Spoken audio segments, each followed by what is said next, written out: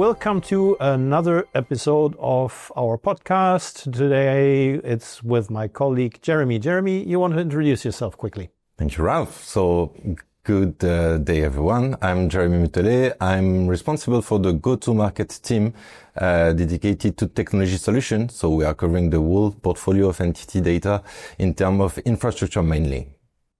So, Jérémie, now we're working roughly about a year together, working intensely on the topic of AI, and you have a good flight level because you're overseeing a lot of the GTM activities.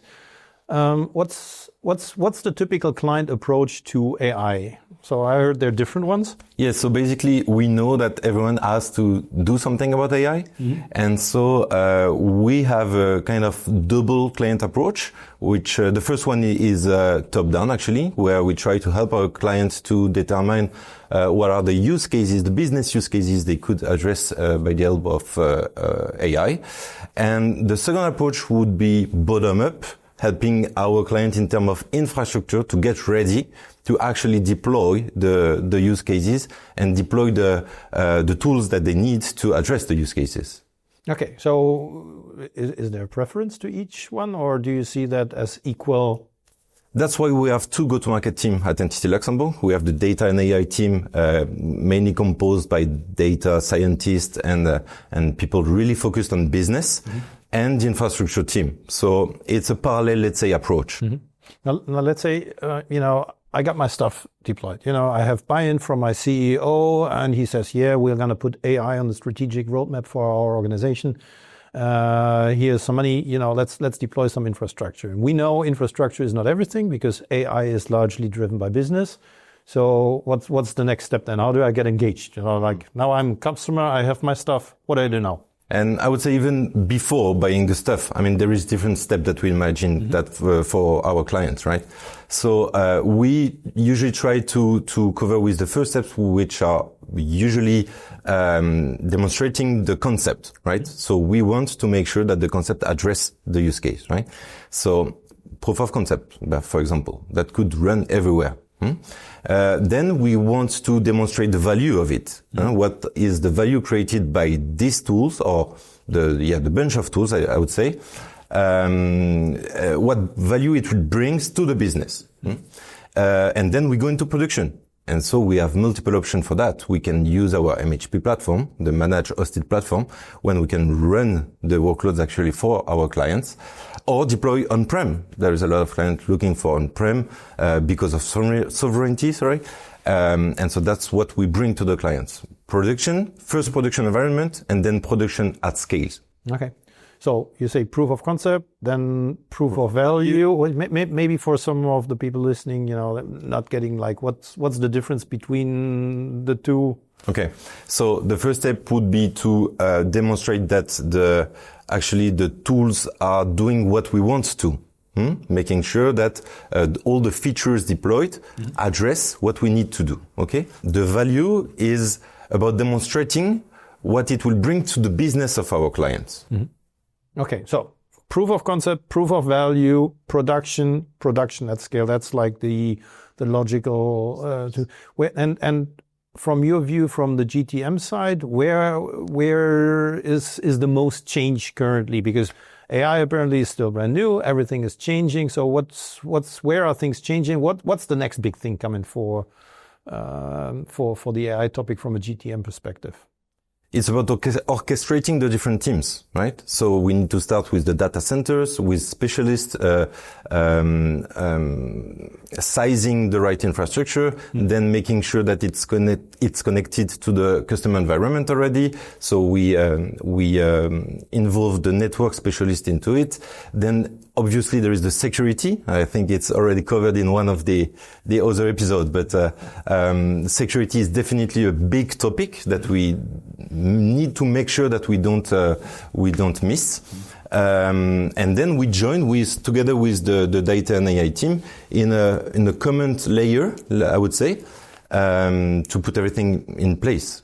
Okay, cool. But that's a pretty holistic and let's say hands-on approach to the topic of AI. So now asking a question that we did not have previously, what's your favorite AI tool? Where do you use AI yourself? Definitely playing with the different LLMs, creating agents to actually facilitate my productivity, day-to-day life. Obviously, my writing English level has never been better than today. For many different things, looking for market trends as well. It brings a lot of different content. It consolidate actually everything we could find in a very simple way to understand. So eat your own dog food. It's not only about selling AI, but it's also about using AI, and we can really say it's seeping into everybody's life and everybody's daily job. Definitely. Now, Ralph, let me turn things in from another angle, because you are also an AI specialist. So for you, what are the main challenges and the main topic, the big topic about AI? Okay, so that's a quite good question, because it's not a technical question, or it's not regarding implementation. For me, there are two things regarding AI which are quite important. So number one is everybody's talking about AI, but if you really look at reality where people are with the implementation, and that's what we see in our daily life, most people are still very much in the experimentation stage. They might claim differently. They say, "Are you doing AI?" Of course, we're doing AI. What are they doing? Well, we're using a little bit of ChatGPT here, or maybe a little bit of Copilot over there. But if you really dig a little bit deeper, nobody has a full-fledged rack in place. Nobody is building a super professional system that goes across all the contracts. Yes, admitted, some people have chatbots for some things, but implementation and adoption is not as deep as a lot of people think, or as a lot of people perceive where competition is. That's number one. So nobody has to feel bad if they think, "Oh, we're lagging behind." No, you're not lagging behind. You're just good with the crowd. I mean, time to do something, and that is basically the second part of the whole thing. A lot of people look at AI like they look at the internet. The internet, when it came around the corner, it was already moving a lot faster than traditional business. You can take a lot of markers for that one, like how fast products evolve, how fast prices decrease, how fast companies come to life, market consolidation, whatever you want to take. The internet was already moving a lot faster, like I'd say in dog years, like 6-7 times faster than traditional business. And people were surprised by the speed. However, that was okay. But now with AI, that thing is moving yet 3 times faster than the internet. So the thing is not the size of the tsunami wave. The thing is the speed of the tsunami wave. You simply don't have 2 years to adopt, because 2 years in AI terms, and that's moving with factor 3 compared to the internet, and that means it's moving with factor 20 compared to regular business. It's moving so fast. If you give it 2 years, you're 40 years behind. And that is the thing. So yes, a lot of people and a lot of companies are behind. That's fine, because it's still moving. There's a lot of motion in the bushes, and you see companies going up, going down. That's market consolidation and maturity. But if you don't do anything now, then don't wonder that you might be behind in a year from now and that you're dead in the water because your competition is like just moving so much faster. So don't take too much time for building a strategy. If you build a strategy, yes, it's important. You should have like a general idea. But for me, moving AI is just like general digitization. It's like moving with a caravan through the city center of Luxembourg. Without GPS, you have no clue where you are. You have a general idea where you want to go. The only thing you want to make sure is that you don't get stuck anywhere, because you can only move up front. So you mean better get up to speed by doing and not by thinking about it too long? Don't overthink things, because then they will be outdated. If you start developing a plan now and it takes you 3 months, with factor 20, that means it's like developing a strategy for 60 months in real life. No, don't do it. Do something, keep your global direction and do it in an agile way where you actually adjust for the direction and just do small adjustments for the direction.